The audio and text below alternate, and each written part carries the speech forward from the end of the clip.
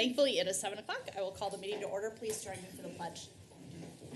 To the flag of the United States of America and to the republic for which it stands, one nation, under God, indivisible, with liberty and justice for all. All right. Can I get a motion to approve the agenda? I'll make a motion to approve the agenda. I'll second. We have a motion by Councilmember Henry and a second by Councilmember Mock. Any further discussion? All those in favor say aye. Aye. Opposed? Same sign. Motion passes. All right. Community comment. I think we have some folks for community comment tonight. Community comment is an opportunity for residents and other stakeholders to share issues or concerns that are not listed on the agenda with the city. Individuals must limit their comments to 3 minutes. Individuals should not expect the mayor or the council to immediately respond to their comments. The city manager, if appropriate, will follow up directly with the presenter and or respond to questions raised during the community comment at the next meeting. Great. Did you guys? Hi, my name is Chris. Chris, you can come up to the microphone just so that the folks who are at home. If you're going to introduce yourself. And My name is Chris. I'm a resident of Carver and have been for about 5 or 6 years now. With some of the new legislation passed in Minnesota regarding cannabis products and some of the state laws that have been passed more recently, I was hoping we could be proactive on a rule regarding consumption, public consumption of cannabis products. This is one of the laws that was first passed as California and Colorado began legalization. It basically just limits, the same kind of thing we have for alcohol. Don't want the wrong image to get out in Carver, and we don't want our kids to see things that some of us might not be comfortable with yet. So it's something I'd like you guys to consider, public consumption of cannabis. all right. Okay. Thank you, Chris. I appreciate you coming. Anybody else? Once, going twice. All right. Moving on to presentations and reports. We have 5.1, domestic violence awareness. We have Katie Schauman. Yes. Okay, thank you. Yes. Welcome. Good job. Katie is with Southern Valley Alliance. Yes. Thank you all so much. So my name is Katie Schauman. I'm the Community Engagement Coordinator for Southern Valley Alliance. We are the nonprofit organization that provides domestic violence services for Carver and Scott counties. And I am here tonight just to share a little bit of information about what we do as an organization, how we service your community, and some exciting news for the future, and just ways that we can continue to work together to break the cycle of violence in our community. So specifically, for those who aren't familiar, like I mentioned, we do provide the domestic violence services in Carver and Scott counties, and have been doing so for the last 40 years. We're celebrating our 40th anniversary this year, which is extremely exciting for our organization. And we provide many different services for the community. We provide a 24-hour free and confidential crisis line, support groups, safe housing partnerships. There is no domestic violence shelter in Carver or Scott counties. And that's a big barrier we see as an organization, but also a way that we can help bridge that gap. So we can provide emergency hotel stays for individuals that need that safety immediately. And we also partner with Minnesota Day One, which is a network of all of the agencies across the state. We can call them at any time and see what agencies have beds available, how many, and then provide transportation. We also offer support groups and then community education. So I go all over the community into schools, faith communities, talk about healthy relationships and those warning signs of abuse, but also provide education for local law enforcement and our healthcare providers. So we kind of do a little bit of everything to bring that awareness and prevention into our community. And I'm here specifically in September to raise awareness about Domestic Violence Awareness Month.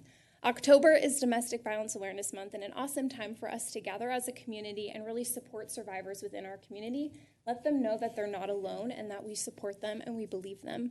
So putting out purple lights outside your home or your business, or asking our organization for a yard sign to help raise awareness, are some things that we can do to really ensure that those survivors' voices are heard and that they're not ignored, and that we work together to really make a difference within our community. And specifically, I brought some statistics to just talk about what's happening in our country, what's happening in our state, and specifically how many people we've serviced here in the city of Carver. So 1 in 3 women and 1 in 4 men have experienced some form of abuse in their lifetime. And when I started at Southern Valley, I thought this statistic was just absolute. It just blew my mind. Really understanding that anyone in our community can experience abuse. 1 in 3 women and 1 in 4 men. That statistic was just mind-blowing to me. In Minnesota specifically, more than 65,000 adults receive services from agencies like ours every year. 1 in 3 people under the age of 18 have been physically harmed by someone that they're dating or in a romantic relationship with. So it's so important to go into our schools and really talk about what a healthy relationship looks like. What are those warning signs so we can help steer those unhealthy characteristics towards a healthy sign? And not saying that a relationship has to be perfect, but how can we be working towards that healthy relationship? We'd like to think that it doesn't happen in our own community or our own backyard, but it truly can happen anywhere at any time. And we want to be ready with those services for our community. In our last fiscal year, we were able to service 945 survivors within Carver and Scott counties. We answered over 1,800 crisis line calls. We launched 2 brand new programs within our community, the lethality assessment program, which all 10 law enforcement departments in Carver and Scott County are on board with that, and our 2 county attorneys as well. We also started our hospital advocacy program, so working with the hospitals in our area as well.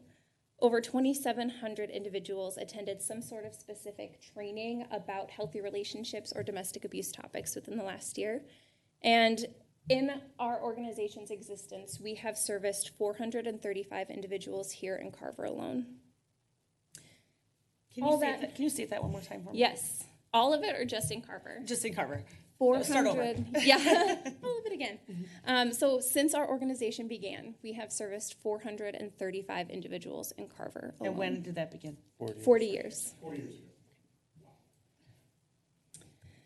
We're doing all that we can, but we know that we can't do it alone. We have awesome services and programs, but it really takes the community as a whole to work together as a net to ensure that those survivors have the resources that they need. We're really excited to announce that we are moving our organization from Belle Plaine to Shakopee. Going to be more centralized between the 2 counties that we serve and have more access to those needed services that can be provided in a larger city. Our new office location will be directly across the street from the Sheriff's Department in Scott County, about a block away from the Scott County Government Center.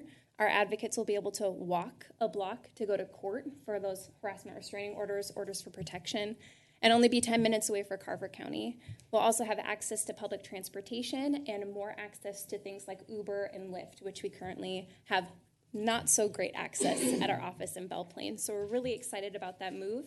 We have our groundbreaking next week, which is extremely exciting, and hope to be in that space by June or July of next year.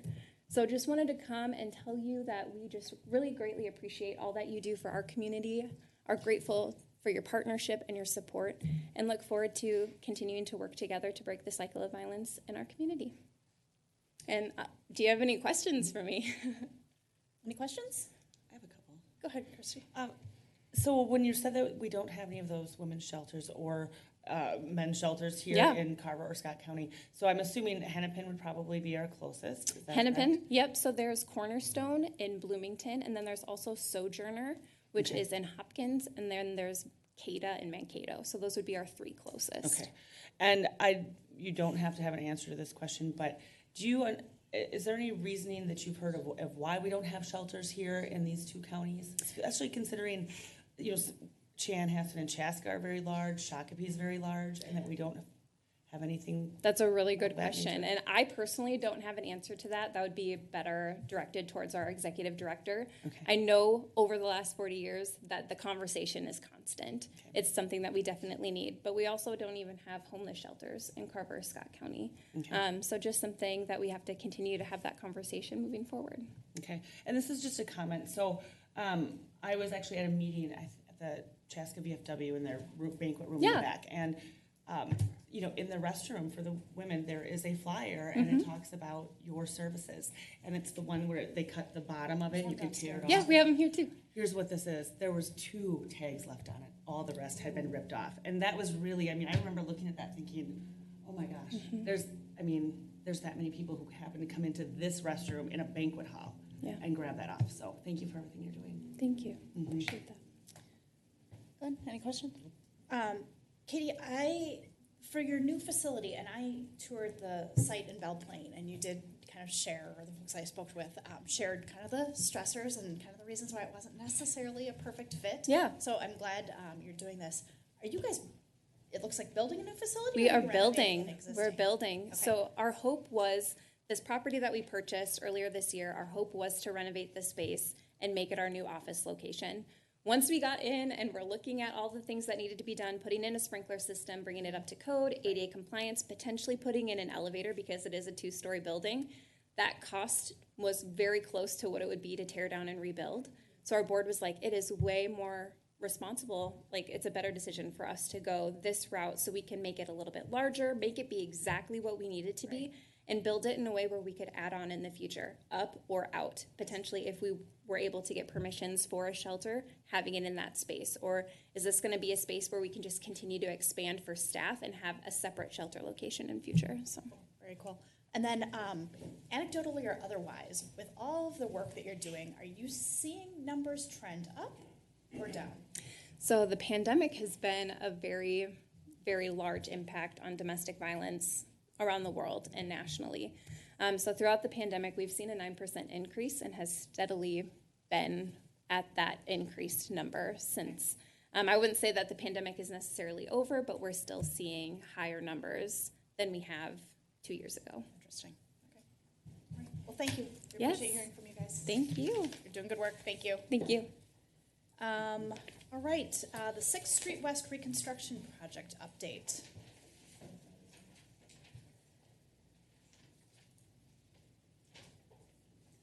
Well, good evening, Mayor and Council. I'm filling in for Aaron, who's under the weather.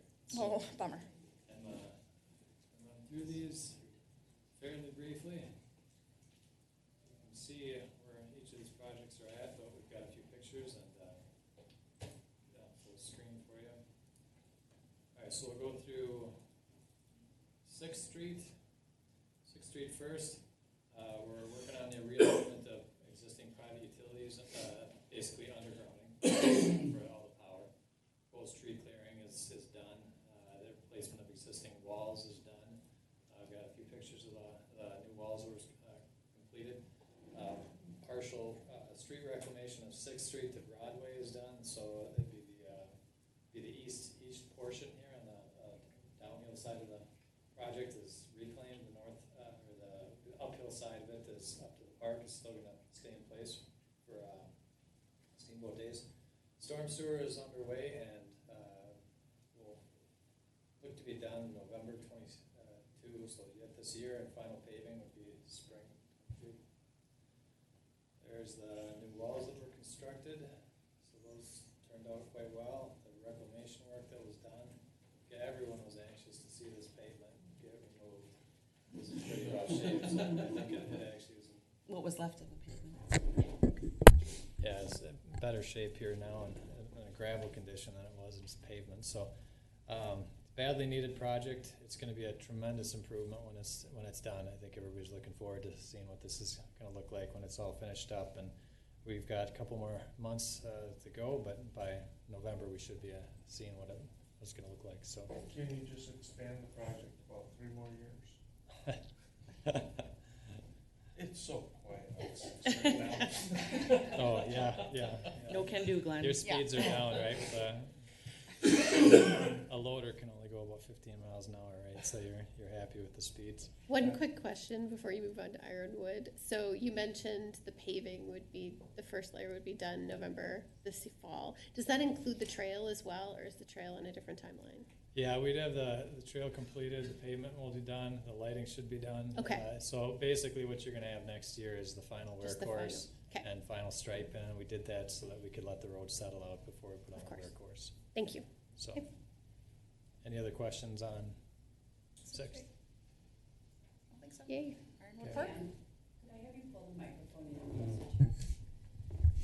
You might have to. I'll just sit up. Yeah. That too. Get some good posture and not slouch. All right, Ironwood Park improvements, moving on. Okay. substantial site grading, water and sanitary service for water fountain. Basically, the job is in a major grading phase. Some storm sewer utility work is underway. The completion of the construction of the skate park is moving ahead. So the shelter is going to be starting in a couple weeks, and the park completion is expected for spring of 23. Probably the more telling thing is the picture here. This is where it's at. Yeah. Could explain that in quite a few words, but you can see it's a lot of dirt moving and some of the underground work before this is going to come together. So you're going to see the whole park take shape by the end of the year. But there's a lot of work that's going to carry on into spring. The skate park and the park shelter itself will occur over the late fall and into spring. But most of the grading should be done and the lot should be shaped up. So, any questions on Ironwood? No, I don't think so. Okay. Great. Thank you. Let's see. Moving on. We do not have any public hearings tonight. Can I get a motion to approve the consent agenda? I'll make a motion to approve the consent agenda. We have a motion by Councilmember Henry I'll second. and a second by Councilmember McKnight. Any further discussion? All those in favor say aye. Aye. Opposed, same sign. Motion passes. All right, business items. Number 8.1, Mizzy's Pizza, the site plan review. Ms. Smith. Thank you, Mayor and Council. Tonight, like the Mayor mentioned, we're reviewing a new exciting project in Carver for Mizzy's Pizza. So we'll start with just some general site details. There we go. So to orient yourself of where we're at, the development typically is called Carver Square, so it's home of Carver Dental, Children of Tomorrow, and the Carver Professional Building right now, where chiropractic specialists is, as well as Strive Nutrition. And then there's a couple additional rental spaces in that area. So tonight we are reviewing the Planned Commercial District, or the PCD amendment. So think of PCD like Planned Residential Development. It's kind of the other hand of our overlay district. So we review them for residential projects to allow for some variation, similar for commercial. So a PCD amendment. We also will be looking at the site plan, so the details of the site, how it lays out, some information we have from Mizzy's. I'll also note that both the owners and members of the development team are here, so I'll invite them up at the end, introduce themselves, and participate in the conversation, questions from council. So for the site plan review, the project was previously platted, so it's not a typical process that we see where it's preliminary plat, final plat. That was already completed in 2017. I also would like to note that there are no change in bulk regulations, so typically through a PRD or a PCD process, we see those deviations. So it's property looking for a reduction in acre size or a setback. There aren't bulk regulation changes here. And the PCD amendment adds project-specific details. So when we started this project in 2017, we had a loose idea of what it might look like, but every time a user comes in, we've had to update that PCD to say, we know what that user is now. Here are the details that need to conform for the project to be successful. So a closer view, so we're looking at 4715 Dahlgren Road, so it's the only spot that is open today.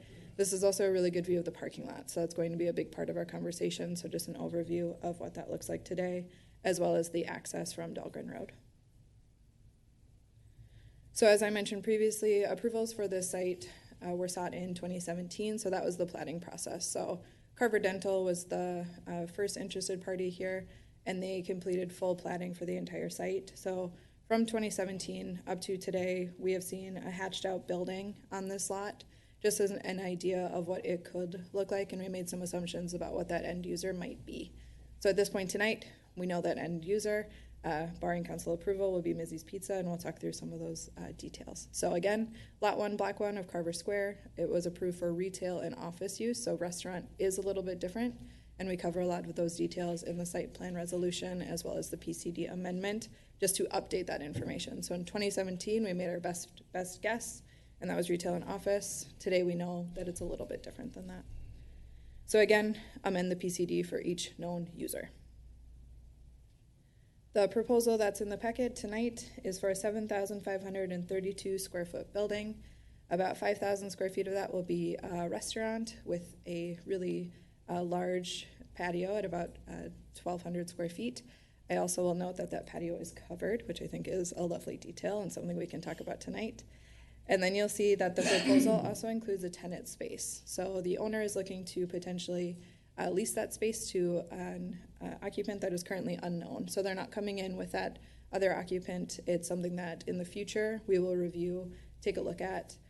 In our approvals tonight, there's really specific language that it cannot be a restaurant. So I'm going to talk a lot about our shared parking agreement and what the requirements are.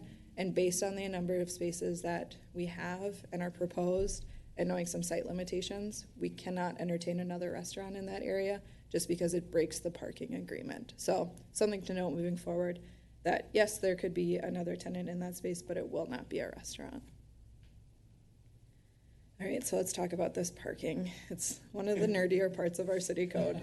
So I'll try to keep it high level so we can hit at least the points that make sense to the general public. So we have a shared parking agreement in our city code that allows for different users to share the same parking. So it makes the assumption that different users peak at different times. So a daycare peaks often in the morning and in the evening when parents come and go, where a movie theater maybe peaks in the evenings. So what that allows us to do is that it adds nuance to our strict parking requirements. So if you think about Fleet Farm's parking lot. That parking lot is built for Black Friday. It can hold so many cars that often it's not filled every single day, and that leads to a high development cost and anticipates that every single space will be used.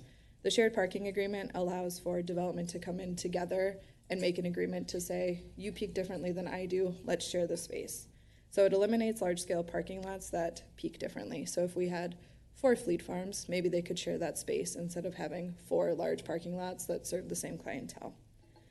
So in total, knowing that Mizzy's Pizza is the 4th user, 93 spaces would be required. So between Dental Clinic, Children of Tomorrow, Carver Square Professional Building, and Mizzy's, 93 is that magic number that we would need to hit to have the agreement work.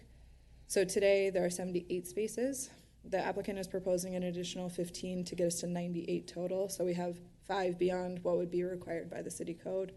The city code also requires that the restaurant has space for 2 bicycles. So we'll be planning for bicycle parking, knowing that this is in a really great spot with our larger trail system that families might use alternate transportation to get to the restaurant. Erin, I have a really quick question for you. I should say a couple. Because this was a big catch for me, is that the no additional restaurants, that we would put that into ordinance. So I'm glad that this is better explained. When it comes to the shared parking spaces, is that like a covenant between the businesses? Is it the land? Who governs that in the end? If should there be squabbles of some kind of parking issues that come up? Sure. So the city code sets the number for each different user. So should the tenant space come in, the city will need to approve it based on the parking analysis. So the city code is kind of the ruler of that ordinance. Okay, thank you. So again, a good view of the parking lot. So you'll see in the picture that this likely was before the Carver Professional Square building was open, so there's quite a few spaces available there. I'll also note that the proposed parking by the applicant is along the access entrance, the westerly entrance here. So you'll see on the plans throughout the packet that that's where the additional spaces lie. Erin, while we're on that slide, I'm sorry, is there a fire hydrant where that island is to the north? Is that why there's an island there? Here. Yes. Yes, I believe that to be true. Okay. Yep. Okay. Got it. Thank you.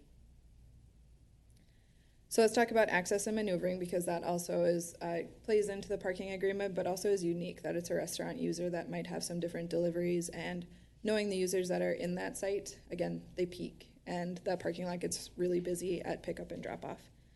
So the proposed plan shows an 18-foot wide loading/fire lane north of the building. So if you think about it, directly parallel to Dahlgren Road. So deliveries as well as fire access will happen via this lane too. So this is a new component of the building. So the building sits here, the lane is directly behind it. So again, north of the building. There will be some pretty significant landscaping as well as a fence. So thinking about the fire department, they did their full review. Staging from Dahlgren Road was not an option because of the distance. So it's a 6-foot fence with shrubs and trees to hit the building. So it was important that there was an access route that they could stage their truck as close to the building as they could. Also knowing, again, the parking lot peaks. It gets really busy. So what does it look like when it's 5 o'clock, the daycare is picking up, dropping off, and the fire department needs to get in that space? they're able to use the loading lane for their access to the site. So again, it's a dual use, necessary when there's a full parking lot.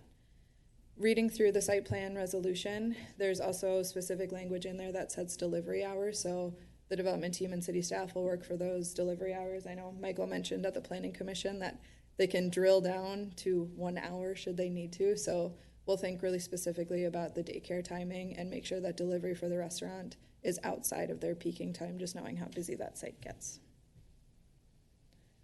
Architecture for the building, it's preliminary concepts at this point, and the general floor plan are subject to change. I know the team is working through some of their really fine details right now, but looking forward to getting a full plan in.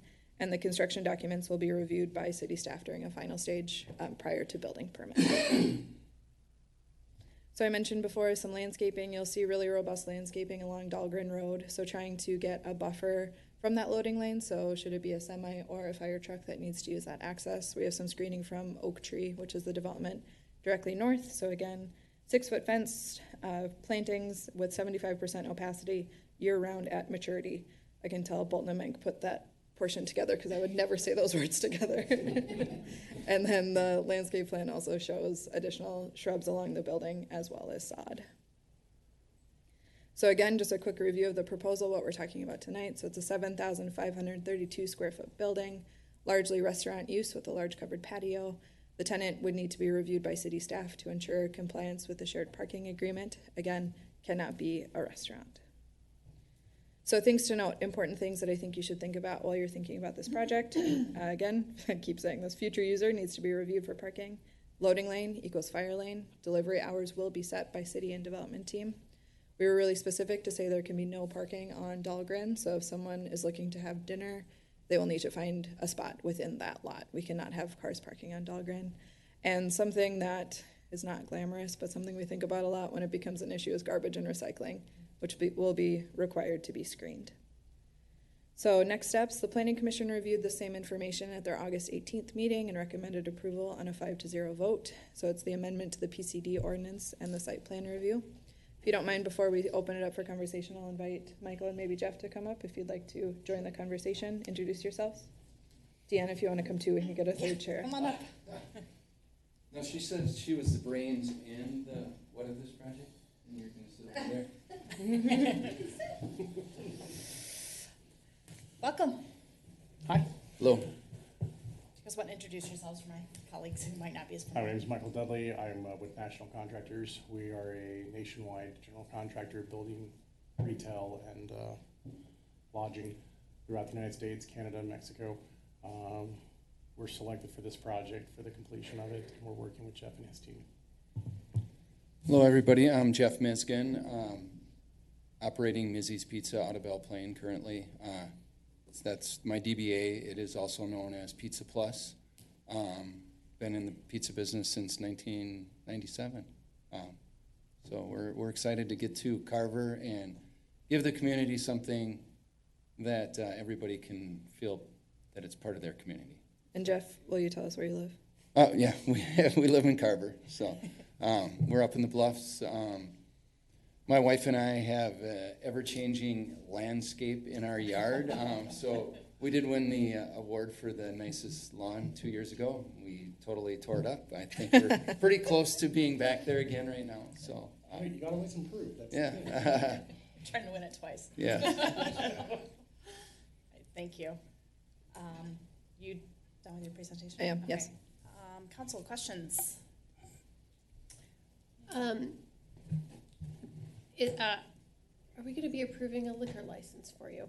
There will be. Yes. Okay, that was one of my questions for future. The parking that's along the entrance, has there been any concern about safety, people coming in and out? I mean, Dahlgren is going to be kind of a major thoroughfare, and there's a lot of spots there that people are going to have to be backing out of. Joy, could I talk to you about that too? So if we think of like the downtown here, Yeah. people back out all the time, and we've got delivery trucks and through traffic coming in. Okay, I know we have a median. Do we have a median that comes through Dahlgren? I think I kind Yep, of you see can it see there. It does. It Yeah. kind of ends a little before. Kind of separates traffic out. People should be slowing down. I want to be assured As they're approaching the roundabout? Yeah, as they're approaching the roundabout, people should be going slower there, right? So people shouldn't be speeding and coming into the parking.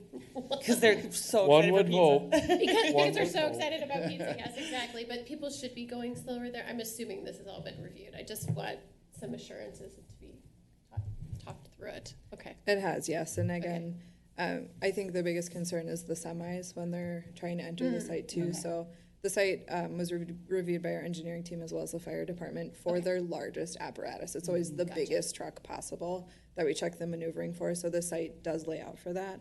I will note that there are 2 spaces here that were eliminated, so we'll have an updated plan, but based on some turning radiuses, these 2 I were didn't even removed notice that. just Okay, for safety, that people can get in and out with potentially some other users on the site. okay. The drive that you see there now, on this drawing was 15, and we're increasing it to 18 feet wide. Okay. And that delivery lane services tenant number 2 as well, correct? It would. Yes. Tenant number 2 is a back door in the far back, as you can see, but the Mizzy's actually, their delivery door is on the west side. Okay, so with parking, we would also want to review delivery hours with that tenant. Correct. Gotcha. Okay, those were my questions. I have a question probably for Aaron. So in the Carver Square, where the chiropractor office is, the Carver Square professional building, are they then hindered from having a restaurant as a tenant?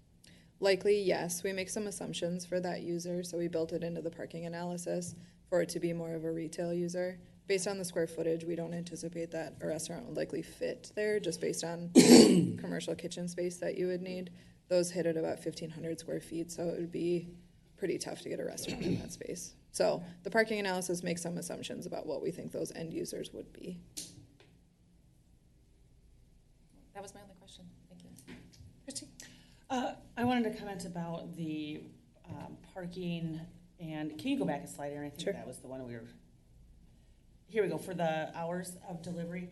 As long as it's during the daytime, as I was just, mentioned with Joy, we have the downtown here. You can ask for your deliveries to come at a certain time, but you just never can know, right? You hope and you would like, but usually it's probably at the busiest lunch hours when they decide to show up and that's how it works. But we deal with it down here all the time. I mean, we have 3 different bars. We have the creamery here, and the trucks roll in, and we work around each other, right? And as long as it's not, loading in at 3 a.m., something like that, I guess for me, I'm not overly concerned about it, being that I live it down here, and we just work around each other. And I mean, you'll see semis parked on the side of the street, and it's lunch hour, and that's just kind of how it works. But I will say, the one thing you won't see here is a semi parked on the side of the street, because we have taken that Because you into have to have that, consideration, yeah. and we do have that drive out for those deliveries.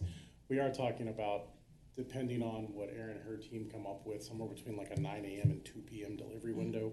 That's after the early drop-offs and well before the pickups at the daycare. The dentist office is kind of a hit and miss, because they're busy from probably 8:30 to 5 throughout their day, but it's also on the far end down there, not directly across from where we're at.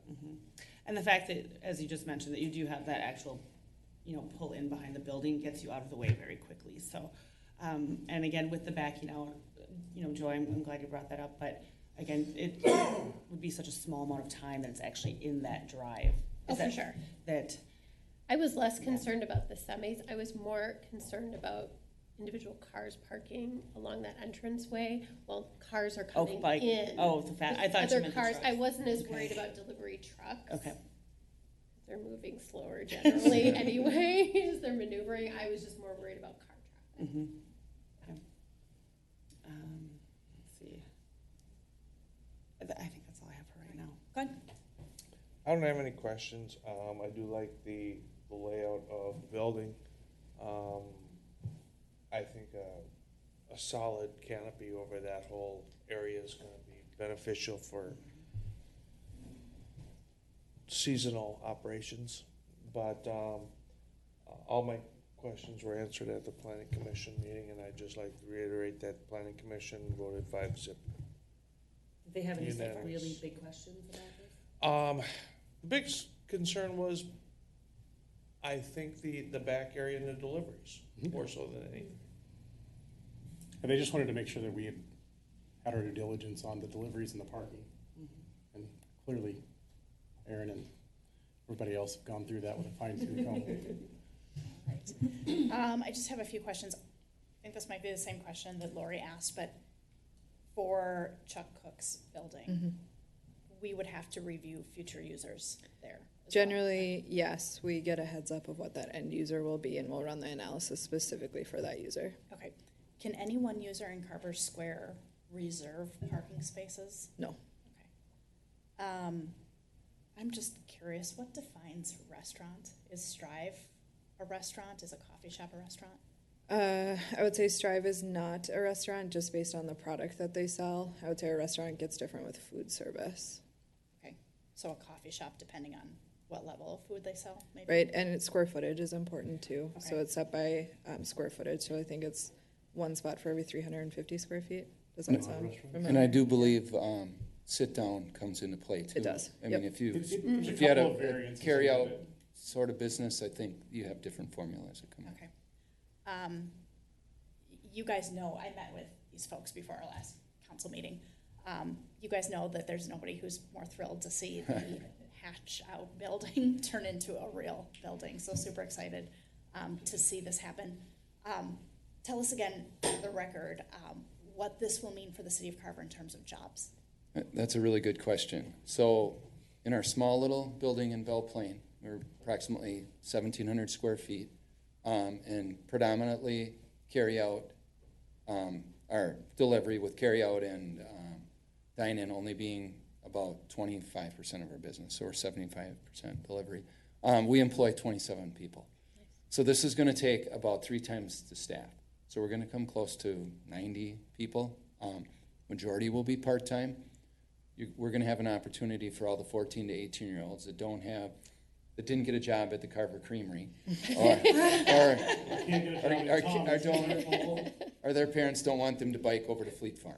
Yeah. Okay, so the kids that live in the 500 houses that have been built behind our development, it's a perfect opportunity for them to work during the summer, part-time during the school year. We're bringing a lot to the economy here, so and that'll be our biggest hurdle, just Great. employment. I've told you this before, I like the building, the layout looks like it was designed by somebody who knows what they're doing as far as like having the dough room and having the supply room. And I think that the bathroom design is really funky with the hand washing stations or the sinks outside of the restrooms. So Making sure people are washing their hands. It's that guilt factor. yeah. Yep. So I think it's cool. I can't wait to see what this looks like. I think that the outdoor patio will be great. I see it potentially being used year round because we're Minnesotans and we can do anything outside in the winter. I think this is great. I thought I had one more question that I'm not remembering. I think another good look is the ball fields are getting used more and more each year. I'm part of the Carver Baseball Association, and next year we're trying to get a 9U travel team in Carver, which is really neat. But the more people that we can get to come over to the restaurant, to be part of the ball fields, it gives it a good feel. Right. That was what my question was going to be. Timeline. What are you thinking for opening? Well, if you asked us that about 7 months ago, it's drastic. We would like to be done by the end of the year, but We're pushing really hard to ring the register by the end of the year. It's gonna be aggressive. 2022. Yeah. 2022. Okay, that's aggressive. So Very miracles. aggressive. Yeah. potentially doing a groundbreaking tomorrow. Okay. Yes. Okay. Thank you. I appreciate that this is a significant investment in our community. I'm Thank you. appreciative of it, so. Yeah, go ahead. And that brought up a good thing. We were talking about that other building, and then you brought up what defines a restaurant. Who defines that it's a restaurant? Is it something that's in the state? Is it something we need to define? Where does So, city code is pretty prescriptive about what a restaurant takes for parking. Okay.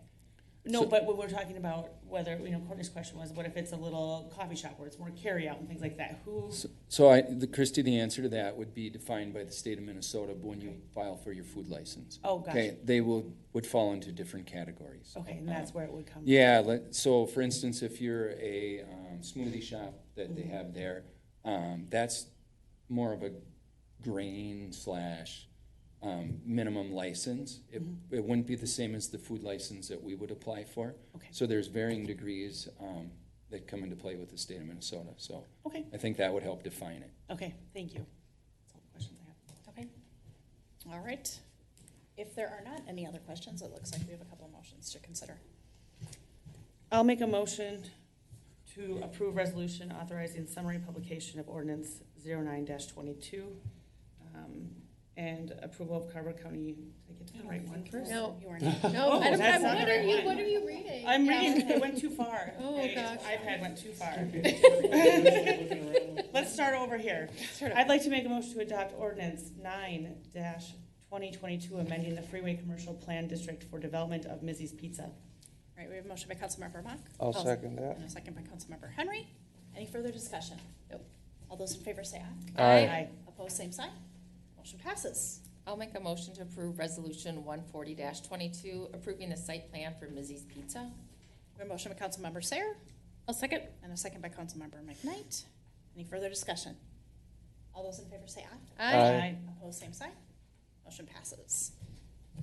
I will make a motion to adopt resolution 143-22, authorizing the summary publication of ordinance 09-2022. I'll second that one. Now it sounds familiar. Right. We have a motion by Mayor Johnson and a second by Councilmember Mock. Any further discussion on that one? All those in favor say aye. Aye. Opposed, same sign. Motion passes. Welcome to Carver. Thank Excited you. to have you as part of our business community. Thank you. Thank you. All right, item 8.2, Timber Creek, the second edition final plat. Ms. Smith. Thank you, Mayor and Council. We will be reviewing again Timber Creek Second Edition. So the final plat is the last step in review by the Planning Commission and City Council. So the process, this will be the last time that you see the second edition before you. Typically, what we like to see at the time of final plat is little deviation from when we approve the preliminary plat. So like I've described before, when we start the work on preliminary plat, that's where we really start to hash through a lot of the information that we need and the issues. So by the time it gets through preliminary, we like to know what the site is going to look like, how many lots are going to be, what the streets look like, so there's little deviation. So final plat is just a check to make sure that it matches what preliminary plat looks like through your approval. So that holds true for the second edition. There's little deviation from the preliminary plat. So tonight, the requests are final plat review as well as the development agreement. So looking through the agreement that sets the letter of credit that we hold, some of the standards that we hold the builder to, how we can move forward with some different, I don't want to say punishment, but some different options that we have should a project begin to spiral a little bit. The city can step in. Accountability, I like that one. Thank you. Punishment. Alrighty, so let's talk through. At home with young kids too much. Seriously. Dream crusher. Oof, wow, I'm getting hit all over right now. So let's talk about some highlights of the second edition. So it's 68 single-family homes. Phase 1 included 74, which was all of the townhomes, so 74 townhomes, as well as 49 single-family. We've seen a lot of those homes come in for permit lately, so they are rocking and rolling in Timber Creek. As Oak Tree begins to wrap up, I should mention that the builder is Lennar. So Oak Tree is running out of lots pretty quickly, so opening up Timber Creek, I think, will continue their momentum in Carver. So in total, that will bring them to 117 total lots between Phase 1 and Phase 2. In total, there are 348, so there will be 2 additional phases that come through for your final plat approval. Again, the final plat largely conforms with the preliminary plat that we have approved previously. This phase is a little bit different. Park dedication with Phase 1, you'll remember that was Ironwood Park. So we were able to accept some land and cash in a combination. This second edition is fee only because Ironwood Park is now complete. We included all of those approvals with just Phase 1, so we can move forward with Phase 2 with our total cash amount of $4,070 per unit. And we start to build back our park dedication fund here pretty quickly after the depletion for Ironwood Park construction. So this is some money going back in, so roughly $275,000 coming in for Phase 2 of Timber Creek right into that park dedication fund. Something to note about the second edition is that there's several access points from existing streets. So we get a lot of questions from Copper Hills residents. When is River Rock going to extend? When is my neighbor going to come from the Copper Hills to the Timber Creek side? And that's with Phase 2 here tonight. So some details, preliminary plat information that we previously have reviewed. Similar to the PCD we just looked at, Timber Creek was done with a PRD, or a planned residential development overlay district, and their base zoning is R2. So the projects that we've seen really typically for the past several years, so R2 hits Meridian Fields, Oak Tree, Copper Hill, so all the projects surrounding, as well as the preserve. They all hit R2 with some of them having that PRD overlay. Something that's interesting about this site that comes, I believe, in phase 3 is the large open ravine area that is Timber Creek that the city will hold an outlet. So roughly 40% of the site will be held as open space. So thinking through the trail connection, we'll get there. Again, this is a preview that comes with phase 3, but just an interesting thing to note about the site. And then a breakdown of the lots. So 74, those townhomes were approved with phase 1. Again, 68 tonight. Net density, which is probably most important to me and me only, is at 3.1, but again, hits that requirement of the Met Council of 3 units per acre across the city of Carver. So this came in with preliminary plat, but it's a really good illustrative drawing of what we're looking at for the entire project overall. So this is all 4 phases, so I can get a little bit overwhelming, so I've circled the areas that phase 2 includes. Yeah. So again, River Rock Drive connects to Copper Hills. So that's the portion here. New home slated here with Timber Creek. The Ironwood Park improvements here. And then phase 2 largely includes the general area in the second circle. I get the second great drone photo of the night after the Ironwood Park project. So this is showing the work of Timber Creek. If you haven't driven out in the Timber Creek area lately, I would recommend doing so. Right when I came back from leave, Brent said it kind of felt like a different world in that area, just starting to see those townhomes take shape. So you can see townhome construction here. So a new product in the city of Carver. So connecting roads, Ironwood is here, Monroe is here, and this is a new construction street of Arbor. So getting a lay of the land with some pretty heavy construction. And I think this is always a good reminder of the work that we do in this room translates to this in a field, which is, I think I always just need to pause and remember that what we look at on paper creates these developments. You reviewed this information earlier this year. There was a lot split that was required for this section to come forward through platting, so that's highlighted in blue. And again, the formal platting document, which includes things like lots, easements, and outlots. So not things that you typically would show to someone to say, look at this really cool project, but something that's really important legally to define the areas of the final plat. So the phasing plan, phase 1 was orange, phase 2 is yellow, what we believe to be phase 3 is in green, and then phase 4 is the southerly most portion is in the dark blue. So again, the Timber Creek area that encompasses that large outlet area is here split between phase 3 and phase 4. So we'll talk about that in upcoming phases. Again, just that illustrative look of the project overall and some product type that Lennar is slated to be building in this area. Is it the same product that's in Oak Tree? The price point is a little bit higher, so I believe that they are like more traditional 2-story homes as opposed to Oak Tree, which had the villa product, right? Which can hit to be a little bit more expensive. But when I drove JCP a couple days ago, their sign was listing Timber Creek at starting at a little bit higher than Oak Tree. Okay. So again, tonight is final plat approval. Last step in the planning process for the Planning Commission and City Council. Planning Commission reviewed at their August 18th meeting and recommended approval on a 5-0 vote. In the packet is also the development agreement, and we do anticipate 2 additional phases being before you for the planning process. I'll open it up for questions. Right. Questions? Glenn? Kristen? All right. I don't have any questions. Joy? I have nothing on this one. I don't have any questions either. The only thing that I was thinking about is because this is another development that comes in and abuts to property that is essentially wide open in farmland right now. I know that we have those conservation easement signs, but is there anything that we can do? Because I think recently we know probably a solid handful of instances where folks have made improvements or planted trees beyond their property line. Can we do anything proactively to get ahead of that kind of activity? Maybe it's a longer term question, but I think there was a lot of heartburn that was caused in those instances that I'm thinking of, and in some cases a fair amount of investment.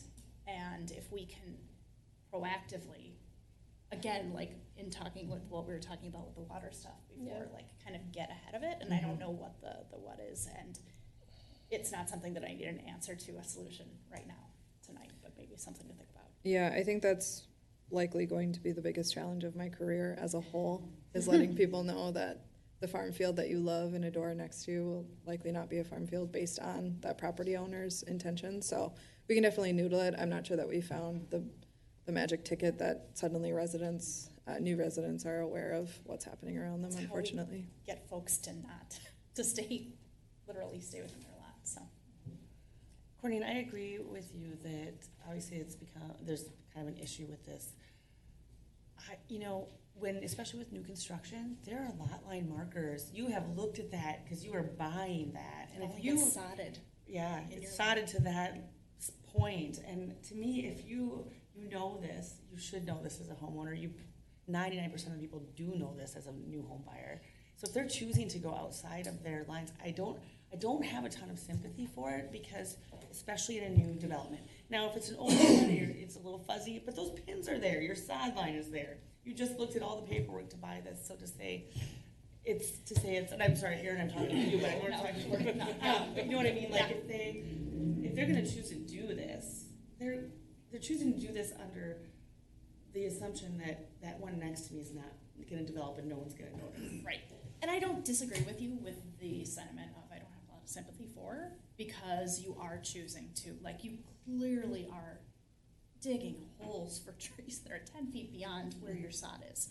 But we've gotten some feedback, and I think we all know exactly what I'm talking about. We've heard from some residents who this has caused some pain points. I don't know if it's something that we do more regular inspections. I don't know where the lot lines are, but I know we'll certainly hear from it from the landowner if they cross that threshold line of where that area is. So when I used to work for the city of Victoria, way back in the day, in community development, there was a development that came in, and I remember, especially, I think there was one that was lights were going to be coming in for a field, and it was going to be a little ways out. They did put signs right on the edge of that property that said future home of lights, lighted this or that. I can't specifically remember if there was ever one that said, like, future, development on the edge of that. But again, you're on private property, so how much, this was a park, so we could put in, because it was a park, saying there's going to be lights here someday, don't be surprised. Well, and it's a different issue now, right? Because it's resident X's property. Right, It's that's not what I mean. a future development at this point in Right, time. but then do you say, how do you put a sign, because again, we get in our head saying, well, that's wooded land, so let's get a sign there, which we don't have a right either, so it's hard. I see what you're saying, I just can't. Just thinking out loud, and maybe something. When the homeowners buy their Thank you. property, they know what it looks like. The pins are brand new in. I know. And so, I know, and you know, I know. I think that we had some signage at the edge of Meridian Fields when Meridian Curve or Fields Drive met the Hammers property. So it was a dead-end road at that point. But I want to say we maybe entertained the idea of saying development anticipated or future road extension. I think that's probably a clear spot that we could do it, just knowing a street that dead ends at a property line is probably going to continue someday. So we can keep exploring different options. Yes, if you have a stubbed-in street, that should be your sign. Here's your sign. Yep, already, but I'm not opposed to putting another sign on, here's your sign that says, this will extend someday to another development. If we can cut the heartburn. Yeah. Because there's been some heartburn. True. So, that's all I had. you got a Generally question? don't take. Like, I'm sorry, we generally just do it during the beginning of the meetings. Okay, if there aren't any further discussion, there are a couple motions. I'll make a motion to approve resolution 141-22, approving final plat for the Timber Creek Second Edition. We have a motion by Councilmember Henry. A second? And a second by Councilmember McKnight. Any further discussion? All those in favor say aye. Aye. Opposed, same sign. Motion passes. Make a motion to approve the development agreement for Timber Creek Second Edition, subject to any changes deemed necessary by the city attorney. We have a motion by Councilmember McKnight Second. and a second by Councilmember Henry. Looked like you were gonna go for it. Any further discussion? All those in favor say aye. Aye. Opposed, same sign. Motion passes. All right. Let's see, we are back to the work session item that we didn't have time for, the Ironwood and Hartwell intersection review. Mr. Lamas. All right, get this up on the screen again. All right, there we go. Okay, so what we're going to talk about tonight are some concerns were presented to our office about sightlines at Ironwood and Hartwell. Some actions taken will be reviewed, and some status updates on those actions, and then a few next steps will be covered here. So what you're looking at here is the issue. Some calls came in about not being able to see to your left, and when Timber Creek is completed, the traffic is going to increase on Ironwood. And so the concern is this sight line sufficient where the stop sign is placed? This is the view if they're stopping exactly at the stop line. I'll show you a little bit why this is a little unique circumstance that we have going on here that took a little bit of back and forth as to whether or not we had a fundamental issue here, because again, this is stopping at the stop sign that was set from the JCP project, and you can see that sign is not helping with your sight distance. So this is what it looks like. That red line is the sight distance. So when we look at distance here, we're looking at the minimum distance that you must be able to see clearly, see a car coming to the left and to the right. And so this red line is indicating that it's insufficient here. Where this vehicle stopped is, again, the stop sign that's placed with the JCP project that has moved since that lane addition. And so ultimately we determined the sight line is limited. If a driver stops before the crosswalk, the driver may move forward, however may feel uneasy. This is where the problem has come in with this review, is that you can continue creeping forward, and prior to getting into that prior to getting into the cross traffic, you actually can creep your way into a sight line that is sufficient. And so I'll show you that in a second. If you move past the stop sign and get up to that turn lane addition, you actually do get the distance necessary, past that sign at 366 feet. So what we really concluded is this is on the fence. You can move to a position where you can see the minimum distance, but I would say that this is not exactly a comfortable scenario. You have to stop at the stop sign and slide yourself forward to neck your way out into the intersection. So ultimately, my recommendation was to address this. Moving the sign was quite a commitment here, and if there was another fix, which there was, we felt that was the better path. So ultimately what we recommended and are proceeding with here is the bump out is what you're seeing here with that white line. What we're doing is we're really laying this out such that we're moving the crosswalk forward a little bit closer to the original condition. And also it helps with channelizing the traffic. Even with that lane addition that was done recently, there's some advantages here. No matter what happens, I think there's some advantages here, both from the sightline perspective and for operations to get the cars into one lane of traffic, and then they move out into that second lane for the right. And so the stop sign was moved a good 20 feet forward or so with this environment. And in addition, here you can see that little box out and on the lower right here is this offered us an opportunity to restripe this to a left through and a right only. So what that is doing for us here is the predominant movement is the rights. That's where most folks are going in the morning here. They're trying to take a right to the stoplight on JCP, take a left and go up to 212. So a vast majority of the folks are taking a right, and quite a few cars are, of course, going across the street to the school. So one vehicle as it's striped today that's going across the street to the school is going to stop that whole stream of right turners, because they're going to have to wait for the cross traffic, and that one through movement queues up that right turn lane. This operates far more efficiently with a left through and a right only, in which there's really nothing that's going to stop those folks from moving through the intersection if they have a free movement and they have a gap. And so that's more efficient. What's prevented us in the past from doing that is related to the fact that this intersection was laid out somewhat differently than I would have nowadays here, in which the left turn is kind of pointed into the through traffic across the intersection. And so by changing this curb line, you can see that gore striping in there. We're actually changing the striping alignment such that left through will point across the street into the proper lane. And so the change in the curb in here allowed us to do that and make that correction, and it's going to ultimately operate quite a bit more efficiently with that. So the restriping was a product of opportunity at this point to align with what we're doing to correct the sight distance. So the other thing that we're getting is some comments about should this be an always stop. We've had comments at the same time as well. We can't see to the left in order to move out into traffic. Can we just put up stop signs to fix it?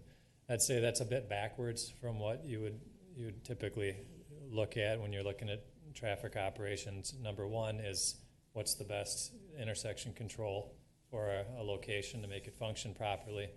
And then number two is sight distance. If you have an obstacle, you fix the obstacle.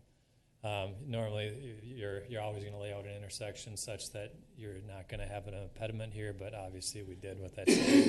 And we're trying to get these two things married up so that we can both have the sight lines necessary to operate in either a through condition or an always stop.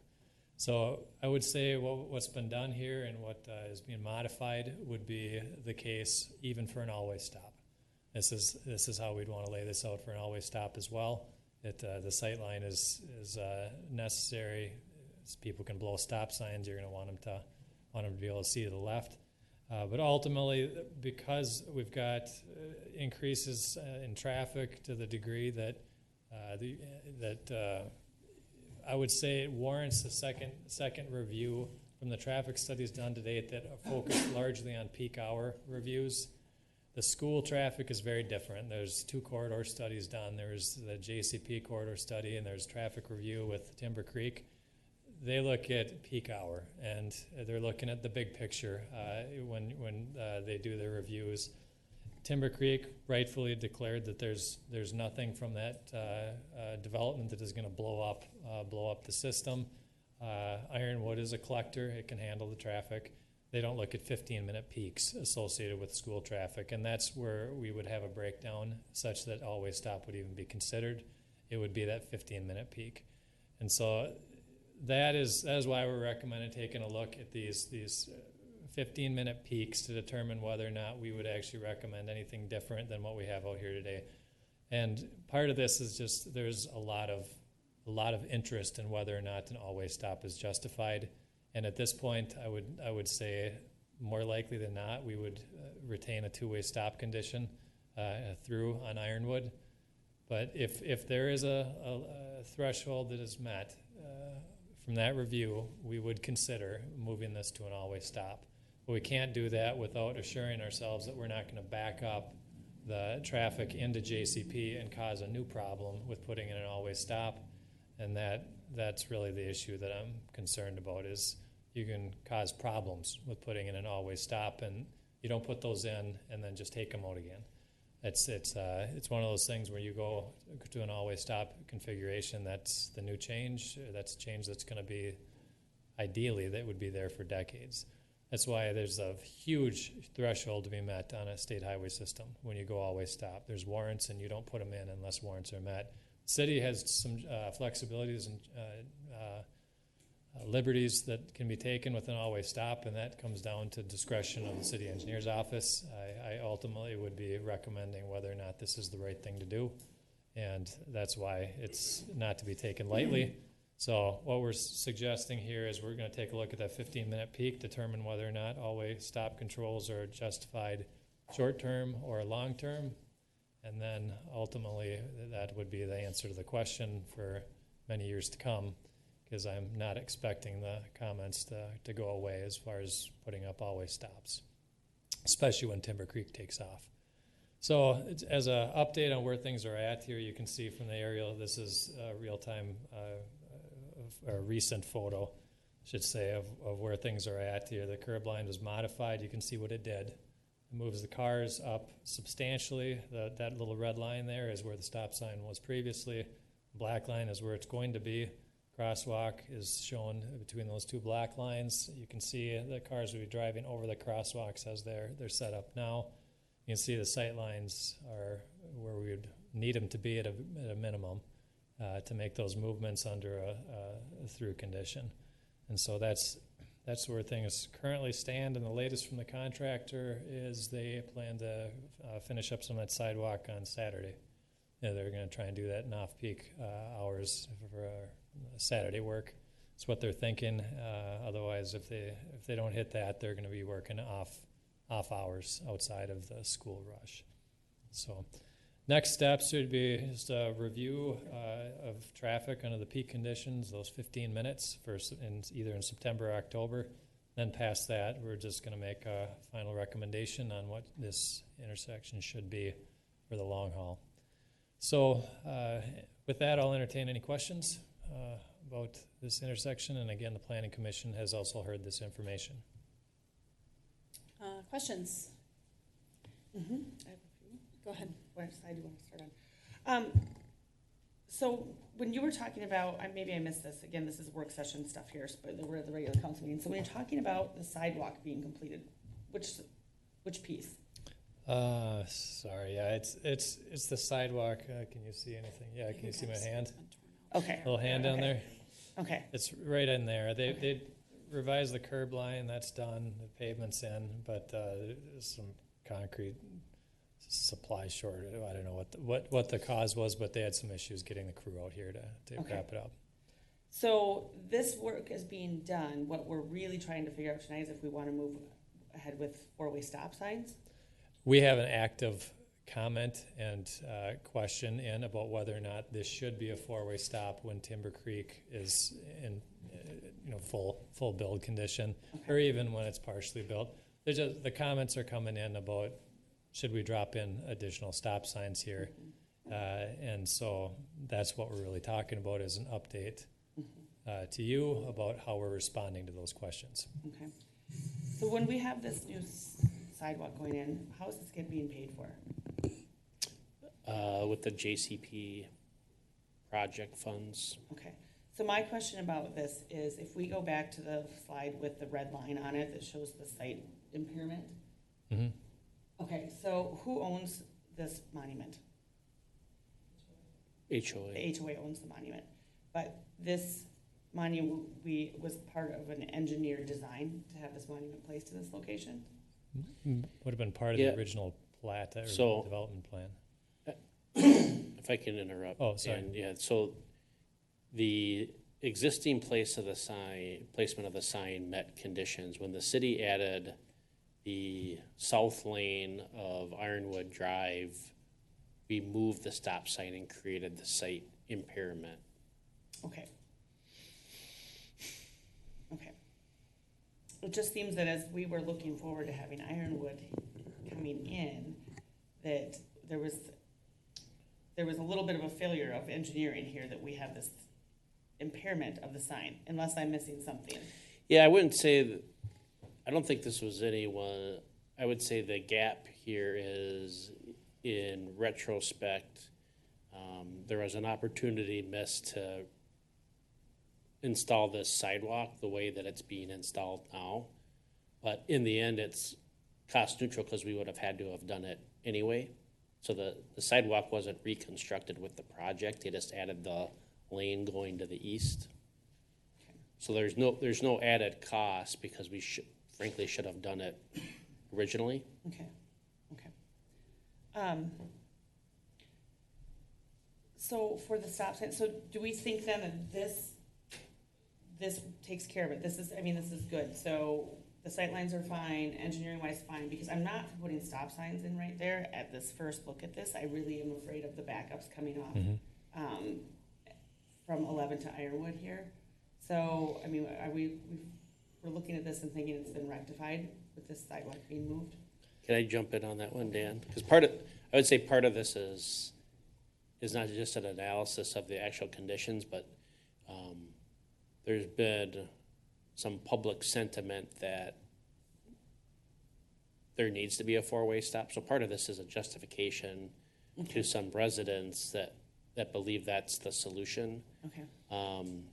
And so rather than just saying, no, it doesn't meet warrants, we're doing our due diligence along with the school and recognizing that, you know, for a lot of folks, this is probably the most consequential intersection in the community.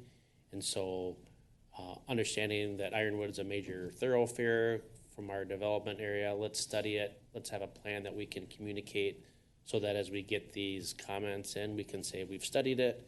This is what it says. I think we have an idea of where this is going to land, but you know, we don't want to have confirmation bias either and say, well, we don't think it's going to be there, and then we have results that kind of lead us that way. Well, Dan's met with the principal at Carver Elementary. We've got quite a bit of feedback from the Planning Commission, who's very interested, and they have there's some residents that are on the Planning Commission that live in the area that are concerned with it. So I think it's just doing our due diligence to make sure that we understand the issue and then do the requisite amount of research and analysis to make sure that what we're communicating is accurate. Okay. All right. Thanks both of you for explaining that. Good. Was there consideration in moving the Copper Hills sign with the home? Was there No, with the I homeowners just association? I kind of jumped in front of that. There's the Copper Hills development placed their sign based on adequate site distances. So Okay. it's kind of like then we make changes to the road, and then we're going to ask them to move up Got it. $50,000 sign. I wouldn't be comfortable with that. Got it. All right. That was my basic question. I'm not, collector streets like that should not have four-way stop signs. They just should. Lori? That would be interesting to hear more what study comes back as. Yeah, I have a hard time picturing a four-way stop, knowing that it solves possibly one issue, but it could create more when you back up in JCP. So I do have a question on this slide. So this is current state existing. So, That was how it was built. this is how it's built. Yeah, earlier. Well, with the completion of JCP. Was that, I'm just gonna do like the bottom left. So if you're in the far lane, you can either go straight or turn right. And if you're one lane, kind of almost in the middle on Ironwood Drive, then you can only turn left. Is the idea that the arrows would be repainted? So today you can only turn left, you would go left or straight? Yeah, are you on Hartwell? Is that what you're It's saying? on Ironwood. You're on Ironwood Okay, East. it should be Hartwell. I- Okay. Yeah. Okay. So, Yeah. so you're on what street? You're at Ironwood? Yeah, East? sorry, let me start over. Sure. So you would repaint the arrows? Yeah, yep. Hartwell's being repainted, and Ironwood is really going to operate as it's As it shown. is, yeah, okay. Yeah. All right. I think I just really need to go out there, and I'm gonna try not to go during peak time though. Yeah, no, it's all right. I mean, it's Good route for the dog. Yes. There you go. Yeah. No. Right. Yeah. I just drove it She can today do that. here, so it's one you sometimes just easier to look at. So Yeah. Just do that. Okay. No questions. Is worst case scenario, is the next step certainly a four-way stop, or would we look at improvements? Is there anything we can do to the west of that intersection? to the west on Ironwood. Correct. No, I think we have a pretty solid design on Ironwood. Okay. All the median work that's happening. This was all wired for a pretty long term here. We took the turn lane and lengthened it out because we knew that was going to be an issue with Timber Creek. So, yeah, I would say Ironwood is in pretty solid shape. If there's a failure or a breakdown, it's probably not going to be next year or the next few years. We're just really looking at whether or not the all-way stop is justified, but then we'll also be able to answer the question pretty quickly as to whether or not in 15 years, Right. for example, we might actually have to make some changes. Yeah. I think I share the majority of the concerns that we have up here about putting in a four-way stop there at the expense of bigger issues with traffic flow to and from JCP. So, Yeah, valid concerns. agreed. All right, thank you. Let's see, moving on, communications. Mr. Merrick. Thank you, Mayor and Council. So these are updates that I was planning to share during the work session, so I apologize if we get a little into the weeds here, but I think they're important things to discuss. So as you're aware, MetroNet is performing private utility work to install a fiber ring throughout the community. And what it's uncovered is some, I wouldn't say gaps, but some not shared expectations or understanding of kind of how the city sits within a private construction contract. So I think most folks are experiencing construction projects like Jonathan Carver Parkway or 6th Street West, where we're getting a lot of support from Bolton and Mink. We're initiating the communication. It's on our letterhead. It's been communicated.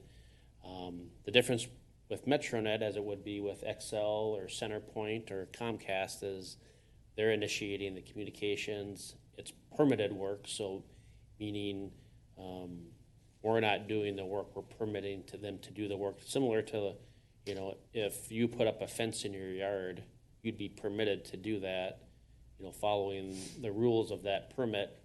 It'd be up to you to then notify your neighbor, hey, I'm putting up a fence on the property line, or if you even chose to do that. In this case, we know that MetroNet, and they have confirmed that they're sending out communications. I think one of the things that we're understanding is twofold. One, that their communications have not only construction information, but they also have sign up for MetroNet.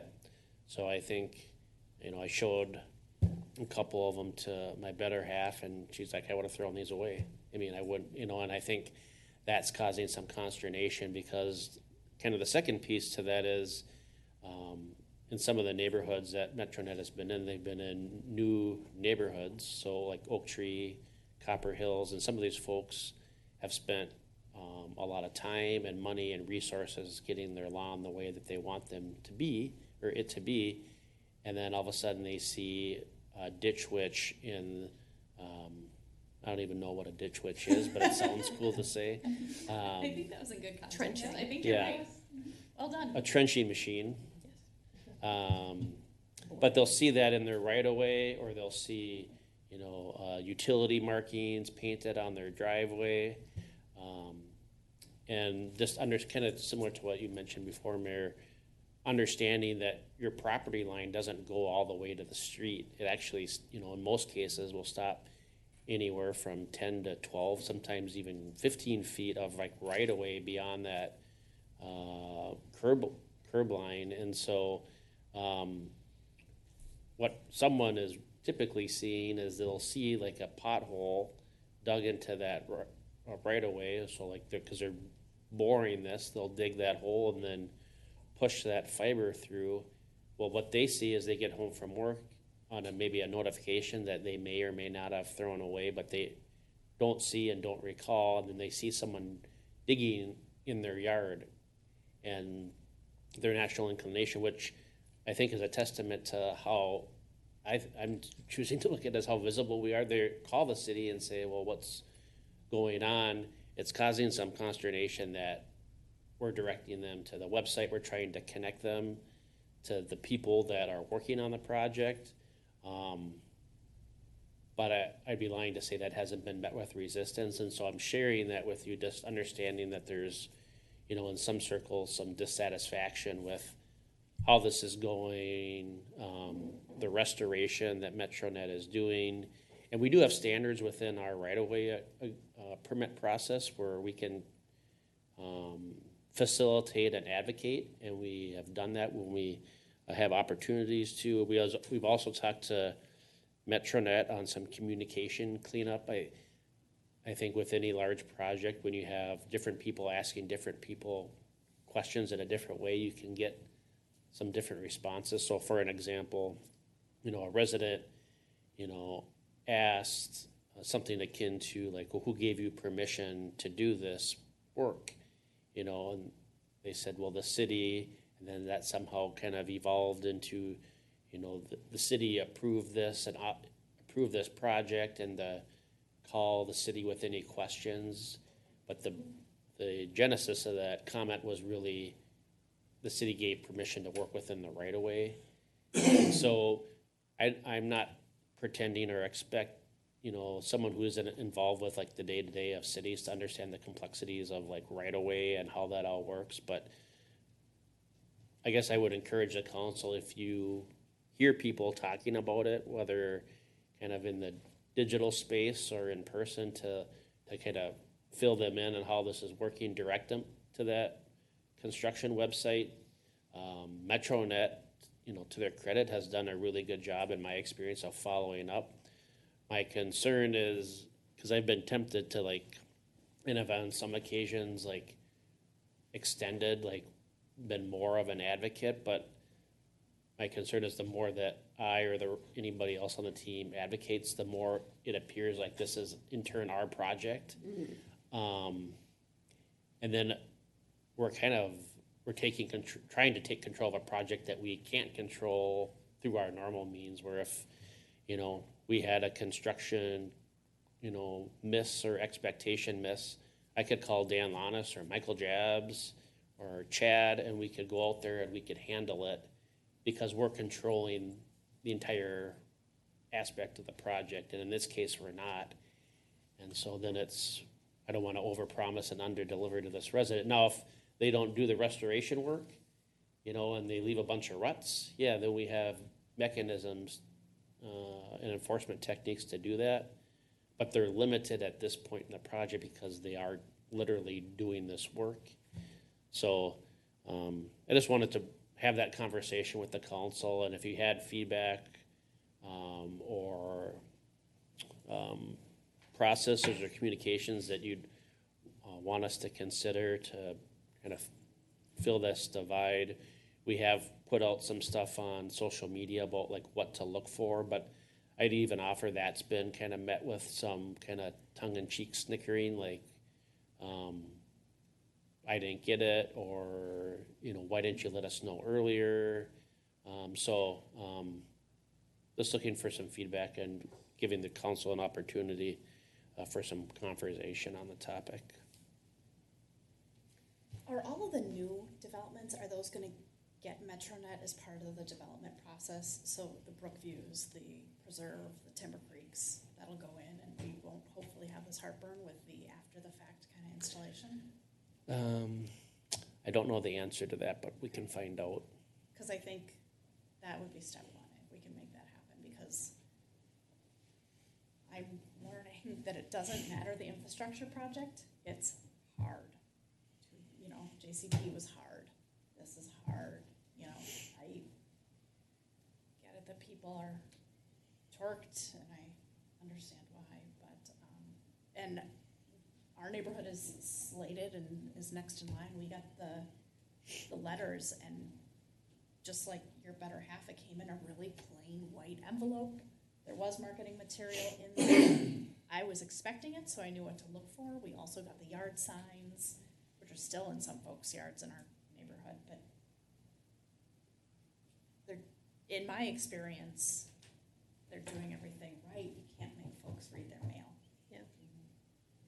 And they've been through the bluffs, so it's impressive. You know, our neighborhood looked kind of a little torn up while it was happening, with all the flags and the paint and the markings and the equipment and the boring and the trenching, and there was a lot of to do about, okay, part of my lawn just got, you know, dug up and whatever, and, you know, I invested in that part of my lawn, and is it going to get back? And you drive through the development now, and you wouldn't have known they were there.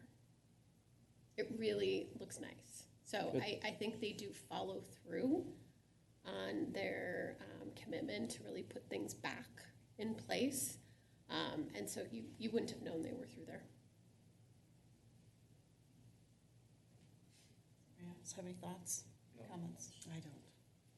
Well, we provided you much. I know. Yep. Yeah, I'm not sure what more could be done. Yeah. other than the future developments to try to avoid this from happening in the first place?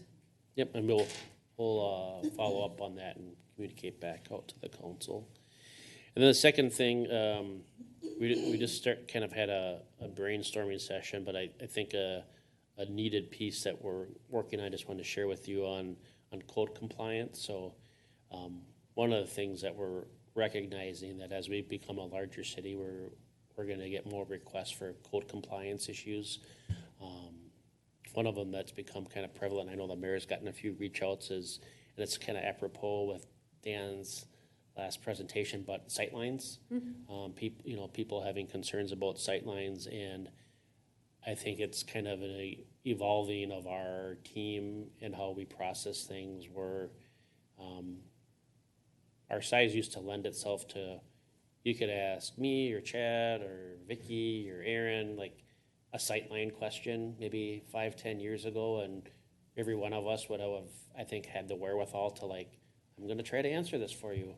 What we're finding is that some people are calling multiple people, and so multiple people are taking it on, or, one person called about an address last month, and then they called me the following month, and so whether it's sight lines, whether it's high grass on a property or weeds, fill in the blank code compliance, we need a better system. And so brainstorm with the team. We have a long way to go, but kind of the fundamentals of it is we want to make sure it gets to the right person on our team, that we're not set up where, you call any one of these 10 people and they'll take it on for you. We want it to get to the right person. We want it to be efficiently responded to, meaning that,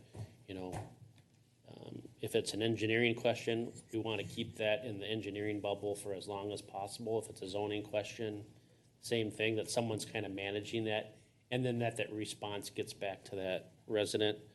Third piece is that it's documented and tracked so that we can, it's not just, well, I looked at it, it doesn't fit, but kind of to Dan's point, we want to do the analysis, present that to the resident, not just give them the answer, but give them the rationale for the answer, and then track it. So in the future, we can identify trends. We can come to the council and say, well, we're implementing this ordinance quite a bit, or doing a lot of code enforcement, and it's not resonating with residents because whenever we do the analysis, it falls short. Are you happy with your current standards, or do you want to increase standards? Because we're seeing that residents, want grass cut down to 4 inches and not 8 inches, or fill in the blank. And then finally, it allows us to kind of communicate on ongoing and past action. So if we get a call for a sight line at 1831 Sugar Maple, Brenda or somebody on her team can look and say, well, that's already in the system. The city engineer's already reviewing it. Rather than, me sending an email to Dan when Chad has already emailed him 3 weeks prior to that. So a lot of moving parts to that, but I think it's a process improvement that'll, in the end, help residents and help council navigate future policy choices and decisions. So that's all I have for this evening. Thank you. Can I just go back to Metronet? How many calls a day are we still getting? I'd put it in terms of, I don't know, I would say for the past couple of weeks I've been managing 1 a day. And right now they're in Oak Tree and Copper Hills. Yeah. Oh, they're moving into, got a call or email from a resident in Sunny Ridge today, so they must be going over to Lori's neighborhood. Okay. It wasn't from Lori. We're safe. What's this Metronet about? Okay, thank you. Yep. All right, let's try this end. Glenn. I know, we're mixing it up. He was not ready. We had a planning commission meeting and where we voted for, they voted 501 Mizzies, and that's about it. Steamboat Day's coming up. Really? Oh, Your turn. Your turn. I had him go before you. Go ahead, Kristen. As Glenn mentioned, SEMO Days is coming up very quickly. I'm going to say a preemptive thank you to city staff here who's been really helpful when there's some coordination that has to happen. So that's been great. Starts Friday and Sunday. I'm tired already. I do have one thing. So the week after SEMO Days, I am leaving the state. I'm out of here. So the HPC meeting, if we have one on the 13th, I won't be available for. So if there's anyone who feels so inclined to step in for me there, let me know. Don't all jump on it at once. But yeah, let me know whenever you decide. So I think that's all I have. All right. Do you have any updates this week? Joy? I wanted to provide some stats I got from Southwest Transit about State Fair ridership. So over 8 days, they provided over 68,000 rides to the State Fair and back, which is double what they provided last year. Over 12 days, and there have only been 8 days so far. So if they compare back to 2019, which is the pre-pandemic number, they're at about 77% of that ridership. So pretty impressive comeback. I know everybody's seen a lot of people going to the State Fair, and the numbers are up, and also with Southwest Transit. So that's good and robust. And then I guess I know I stated this in the work session, but I've seen some questions from residents about why Southwest Transit is not coming out to Carver Station for State Fair service. It's just one more stop down the freeway, and it's because our city's contract with Southwest Transit does not include that special event service. So initially when we built the Carver Station, I understand that Southwest Transit provided free ride, or they've provided free service to the State Fair for a couple of years, but then realized with the number of buses and drivers that they needed that they couldn't sustain that for free, came back to the city with a proposal, and the city turned it down just because of the cost. So it's something that we can always evaluate in the future, but it is not free, and it's going to be a cost that you would have to consider. So I just wanted to state that because there have been some questions. All right. Thank you. All right, my updates. A couple weeks ago, I had lunch with Lisa Salas Adams. We connected before the beginning of the school year. I attended a Carver Lions Club last month. They've made some really sizable contributions to the city, paying for the sign in Lions Park, Jaws of Life. There are a few other things, so I was able to thank them. We had a Carver Business Alliance meeting where the Getaway Motor Cafe folks brought the donuts that they're going to be selling on the weekends, and I forgot the name of the vendor, but they were like these gourmet, like really good, really good donuts. So excited. I participated on Mayor Monday on K-Check, which is a radio station out of New Prague. So they have a rotation where they do like the mayors of New Prague and Belle Plaine on the 1st and 3rd, and then they've got an open rotation. So I participated in that. I participated in a fundraiser at Children of Tomorrow that was for Alex's Lemonade Stand, which is a nonprofit that conducts or supports childhood cancer research.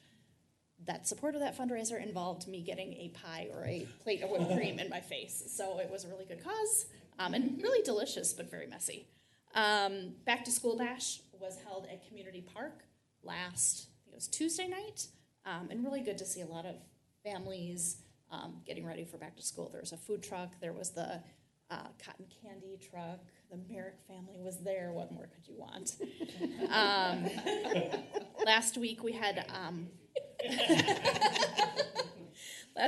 the final summer meals for kids food distribution that took place all summer on Thursday afternoons down at the Public Services building. So Chad, thank you so much for all your help with that. That was almost completely volunteer run, and as you guys all know, that building has air conditioning, so there are a lot of really great community volunteers who made sure that kids and families got food throughout the summer and really sweat a lot while doing that. This afternoon was the 212 ribbon cutting, the ceremonial ribbon cutting. 212 from Carver to Cologne won't open until closer to the end of next month, but they did the ceremonial activities today. I have my mayor's office hours this Saturday from 9 a.m. to noon downstairs in the Broadway room during Steamboat Days, hoping we get lots of folks coming in and saying hi and asking questions. and maybe expressing their concern about Metronet. We'll see. Let's see.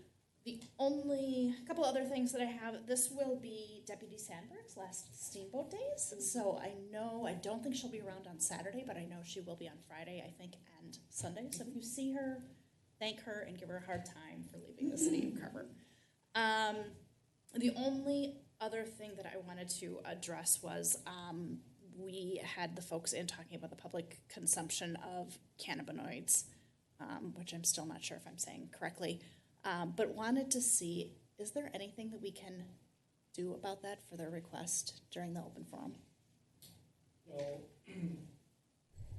the council has the right to adopt police powers ordinances, and I know of a very limited number of cities, but there are one or two that I know of that have adopted ordinances outlawing youth or minor possession of those newly available products because state law, I mean, right now there's almost no regulation. It's just you can sell them, and there's regulation on how much THC can be included in the edibles or the beverages that are sold, but there are a very small handful of cities that have done this. The main reason they want to do it is so if they find a 14 or a 15, 16-year-old kid with this stuff, that they can take it. I don't think they're even prosecuting them. They don't want them possessing them. So, and specifically, I think that was the city of Mankato, which is a client of our firms that did that. So, some cities are licensing. Many moratoriums have been passed throughout the state. Some cities aren't doing anything. I mean, there's a wide array of options, and like Carver, right. And it's really policy making. So it's up to the council. I think I said this when we touched on this a month or two ago. I really do expect there to be legislation in the next session from the state that starts to regulate this stuff at a more comprehensive statewide level. So that said, in the meantime, a lot of cities are just doing things piecemeal throughout the state. So to answer the question and the concern from tonight, if the council did want to consider things like public consumption or possession on public property or on streets or in parks, you could look at those types of regulations if you wanted to. The difficulty is enforcement, because a lot of these things look like candy or gummies or fruit snacks, whatever you want to call them. I mean, it's hard to know whether somebody has that. It's not like they're out smoking, a marijuana joint or something. It's just different. You can't smell it. You can't see it. It's all very different from, the way that THC has been traditionally used. So that said, you can always create laws and ordinances that outlaw that kind of a thing. Okay. Yeah.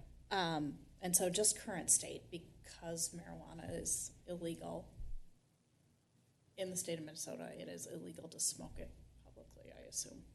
Okay. Yeah. But the new cannabinoids, and I looked at you to be the expert. Do they come in smokable format? No. Okay. So we're just talking edibles and beverages. Okay. That's the recent legislation made those more available in the state, and different types of THC, the kind that alters your mind, psychoactive ingredient in THC that does what marijuana does. Is now you can produce it in these edibles and sell it. In Minnesota. And we could pop one right here if we wanted to. That's probably a bad example. Is there an age limit as to who can buy it? They can only sell to folks that are under or over 21, but there's no laws prohibiting possession. So if a minor gets their hands on it, they're not breaking the law. Does that make sense? Yeah, perfect. So the law does prohibit these retailers from selling it to anybody under the age of 21. That said, who's to say that minors may not obtain it in some way, shape, or form? So. Okay. I will advocate again, and I know that I was in the minority last time, but I would like to revisit this and consider. I agree with you. I do think that once the legislature gets back in session, be that a special session, which I think is really unlikely, or in January. I think that hopefully they'll tie loose ends up on this, but in the meantime, I think we need to do something in the city of Carver to regulate this a little bit. And even if that's a moratorium to get us some time until the state comes up with some rules around this, I think we need to be doing something. I disagree. As a council, we discussed this already. Courtney, obviously, we know that you were on a different page than the majority. The state does have that if you need to be 21 to buy it, the same as alcohol, the same as tobacco products. Knowing that they are, during session, I can't imagine that they aren't going to come back with some things that tighten this up a little bit after it went through. I still sit in the same spot as I sat before. I'm not going to look at for myself going above the state legislature. This is theirs, and I will be waiting to see what they come up with in their next session. But I maintain where I stood before. Understood. I think we're getting to the same place, waiting to see what the state legislature does. I just want to put a moratorium on it until we get there, because I don't think that it's going to happen for another 6 months. And I'm actually fine waiting the 6 months. Again, knowing that the 21-year age limit for selling is the same for all of those products I just stated. Got it. Okay. Glenn, you look like you were going to say something. I was just trying to wrap my head around, so you have to be 21, but possession is any age limit. So there's no law on the books right now that tells a minor they can't possess it. So yes, I mean. Is there a law that says that they cannot consume it? No. They can't buy it, but they can. Well, and there's actually nothing prohibiting them from trying to buy it. The law. Well, that goes for all kids. Yeah, right. No, but the law really would prevent somebody from selling it to them, a retailer from selling it to them. They would be the one punished if that transaction happened. The minor who went in there and tried to buy it and maybe successfully purchased walk it right out does next to nothing. the next Does spot. nothing illegal. Yeah. Got it. 6 months. I mean, you never know. I know. What the legislature do. I don't have a problem with waiting. If I had a magic 8 ball to predict what they do, I know. For choice. I wouldn't be sitting here. Yeah, right. So, but, and remember, the point of the moratorium is to study it and decide what the city wants to do. It's not to wait out the legislature. So I want to make sure that, that the whole intent of a city of adopting an interim ordinance and creating a moratorium is to study something, and you have to have a bona fide attempt at looking at what other communities are doing, looking at what your city wants to do, and then thinking about regulation on a local level. It wouldn't be we're going to adopt a moratorium and then sit on our hands and wait to see what happens. It would be we're going to adopt a moratorium for the purpose of coming up with local controls. And if it happens that in the meantime legislation occurs that sort of takes a lot of that out of the city's hands, fine, but that can't be the underlying intent of a moratorium. Got it. I don't have a problem waiting. All right. Wild West. You guys want to opine? Yes. I just wanted to, thank you, Mayor and Council. I just wanted to add a few things. So, Brent, is this something that I'd like to hear the council, the rest of their comments, unless this is really pertinent to this very moment. I have no interest in putting in a moratorium so that we can study the issue further. I'd rather wait for the state legislature. I concur with Councilmember McKnight. All right. Okay. Once again, I'm the only one. Go ahead, Brent. I was just going to mention, so the moratorium, at least from what I heard, had really little to do or nothing with what the Danas were requesting, because you're not going to get, and I could be wrong here, but you're not going to get a restriction on public consumption within the state law. What I heard, and Dave, you can correct me, but that the city get ahead of public consumption if marijuana is allowed to be smoked publicly or legal, and I don't believe we can proactively adopt a ban on consumption for a product that's still illegal at this point. Yeah, and I wasn't sure if they were talking about public consumption of the gummies either. I mean, because Yeah. it was a little confusing, but I did take their comments to mean that their request was that the city look at options for prohibiting the use of THC in public.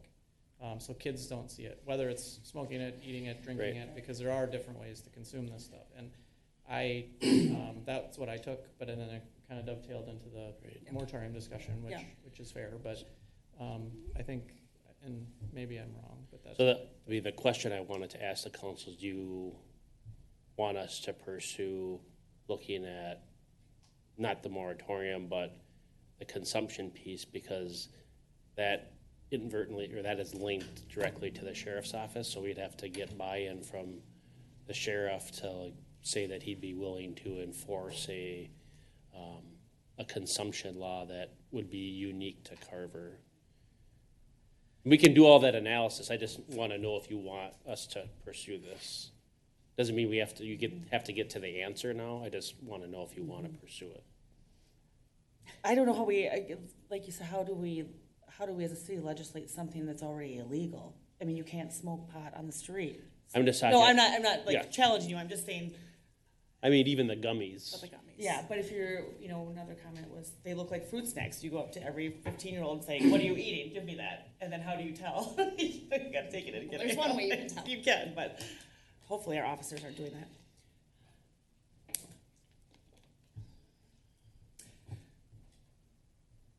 I would like to explore it, but I, again, think that I'm probably in the minority. I don't see a need to explore it. Yeah, I don't see a need to explore it either, the public consumption piece. All right, I guess. Thank you, Courtney, for Right. Okay. All right, that's all that I had for this evening. Unless anybody has anything else, I'm going to entertain a motion to adjourn. So moved. And a motion by Councilmember Henry. I'll second. And a second by Councilmember McKnight. All those in favor say aye. Aye. Opposed, same sign. Motion passes. Good evening. Good night.